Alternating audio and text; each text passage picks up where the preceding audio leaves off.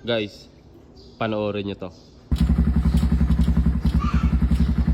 Alam mo ba, isa ito sa napaka normal issue ng mga Z200 or kahit pa version 2. Ang unang napansin ko sa ganitong motor, alam nyo ba guys na ang upuan nito ang pinakaunang madaling masira. Ang upuan talaga. Alam mo ba na naka-carbon coating yan dyan sa loob? Nakamasilya niyan. Sobrang ano niyan, tigas.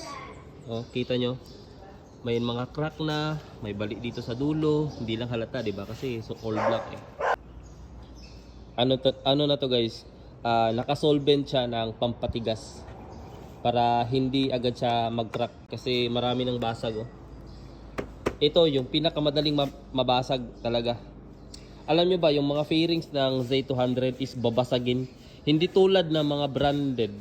Okay. May nakita kasi akong Yamaha na R15 na kaibigan ko. Alam nyo ba, natumba siya.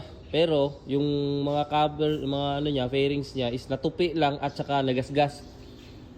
Ito ipapakita ko sa screen guys. Is wasak talaga, is basag talaga yung fairings niya.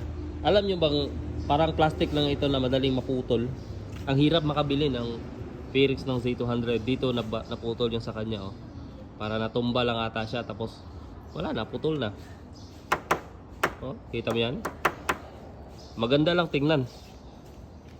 Pero babasagin yung mga fairings ng Z200 talaga. So, iisa-isahin natin yung mga common issue ng mga Motorstar series.